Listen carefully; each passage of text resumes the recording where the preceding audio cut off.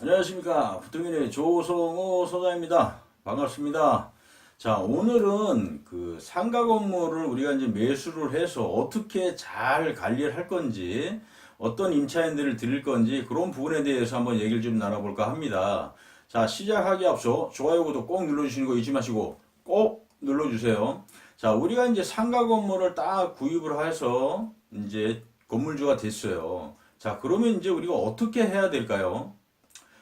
예전처럼 그냥 똑같은 방식으로 그냥 주먹구구식으로 이렇게 그 건물을 관리하고 해야 될까요? 이제는 안 된다. 이제는 건물 하나 딱 구입을 하셨으면 진짜 내 마인드 자체를 이제 전문가 사업가 마인드로 완전히 바꾸셔야 돼요.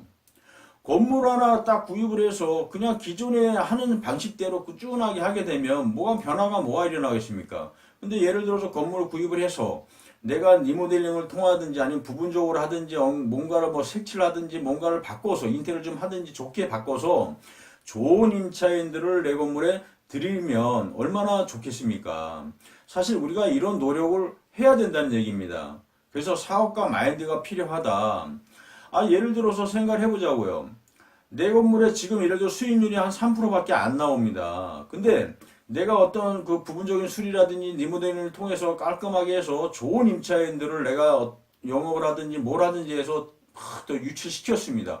그러면 높은 수익률을 올려놓는다라고 하면 그 건물을 나중에 매도할 때도 그 건물을 살려고 하는 매수자들이 얼마나 탐나겠습니까? 옆에 건물은 수익률이 뭐 3%밖에 안 나는 내 건물에는 옆에 있는데도 한 5%, 6%가 나온다라고 하면 얼마나 좋을까요? 그러면 당연히 매수자들도 이 건물을 선택을 하죠. 내 건물을. 그렇듯이 내가 건물을 하나 구입을 하면 내가 그때부터는 진짜 사업가로 완전히 바꾸셔야 돼요. 그래서 예전처럼 하는 게 아니라 내가 어떻게 영업을 하고 어떻게 해서 좋은 임차인들을 내 건물에 들일 건지 이거에 대해서 끊임없이 머릿속으로 구상하고 생각하고 실천을 하셔야 됩니다.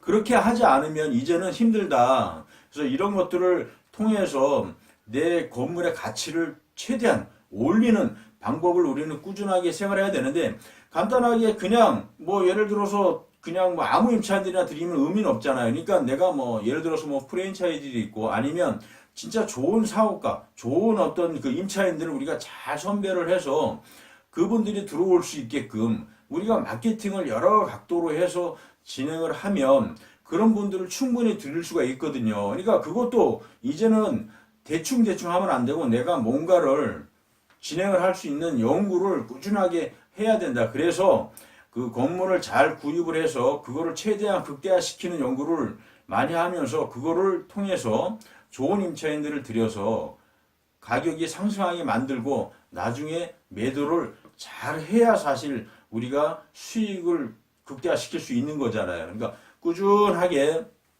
꾸준하게 갖고 있는 동안에 그런 부분에 대한 연구를 끊임없이 해야 된다. 그래서 그런 부분들을 어떤 방식을 통해서 내가 내 건물에 드릴 것인지 이런 것들을 지금 차근차근 연구하시고 알아보시고 이런 것들을 잘 하셔야 됩니다. 그래서 마케팅이라는 것이 굉장히 필요하다. 그래서 그런 건물을 관리할 때는 우리 생각 자체를 이제는 마인드 자체를 사업가로 해서 잘 바꾸셔야 된다 말씀을 좀 드리고 오늘은 여기서 설명을 좀 마쳐볼까 합니다.